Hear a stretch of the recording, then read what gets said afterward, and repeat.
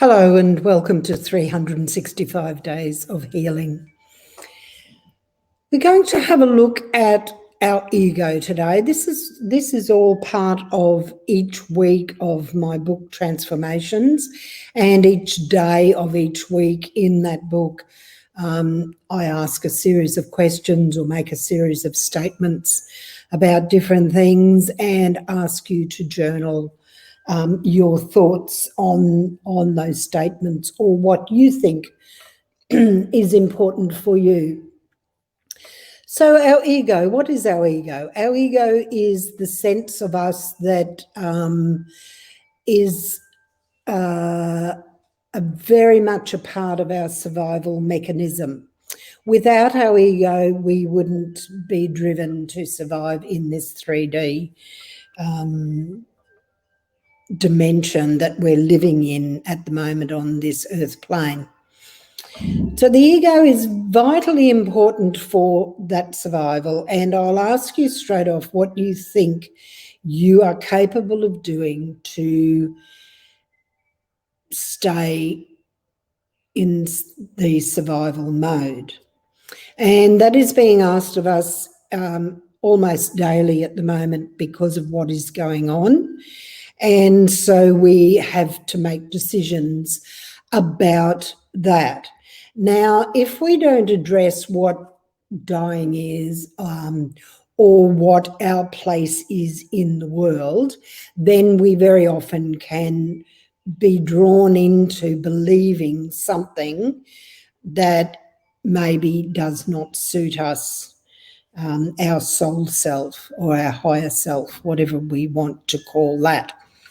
But the ego is, as I say, a mechanism to assist us to survive. It often disregards parts of ourselves that are calling to us to do something different because it needs to be seen and it needs to be recognized. The ego, the more inflated we become with our ego, the more we need to be recognized, the more we need to draw energy from everything around us, from the people around us, to boost our sense of self-importance. And therefore, it becomes a very difficult thing to deal with, particularly in other people and also in ourselves, because the more the ego is being fed by outside sources, the more we need it fed. And that very often can then trip over into narcissistic behaviour. And narcissistic behaviour controls everything in its environment. It controls everybody around it. And woe betide if anybody doesn't follow on what that inflated ego is about. So how do we tell if this part of ourselves is out of balance with the rest of who we are? All right, one of the clues is that we are very quick to be triggered by things that are happening around us, particularly by those closest to us, if we perceive that they question our belief system. And it moves into anger very quickly. It moves into rage very quickly.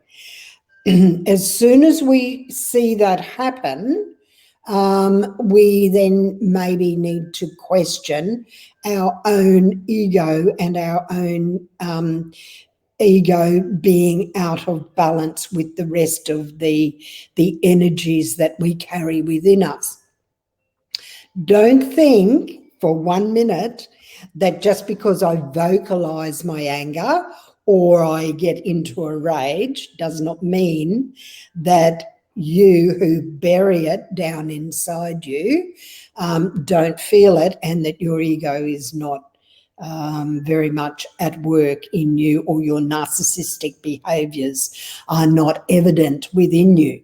Because just because I vocalise my anger or my disdain for what's happening around me does not mean that you, who suppress those parts of yourself so you don't show the rest of the world what you're really thinking or feeling, don't think that that's not your ego out of control or your narcissistic behaviours rising also.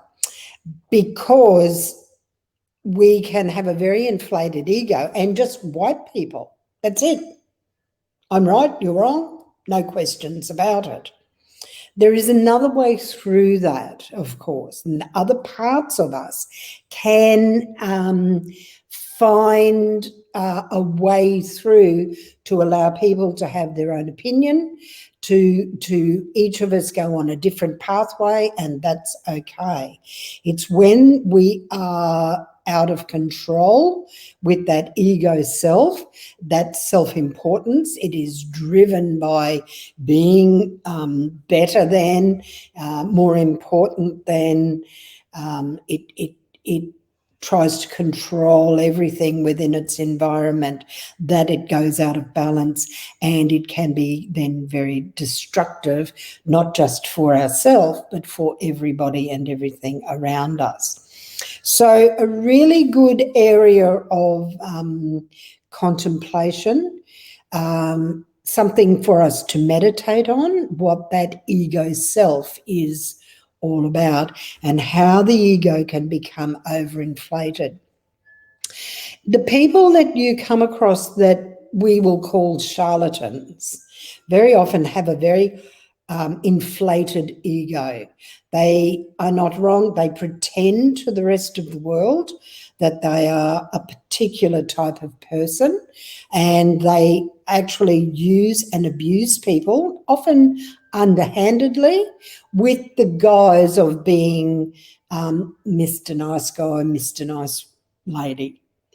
But underneath all of that, there is this self-importance that will win at any cost, will take anything and everything it can by any means to inflate the ego self, so that it is feeding then on not just its own energies, but the energies around it.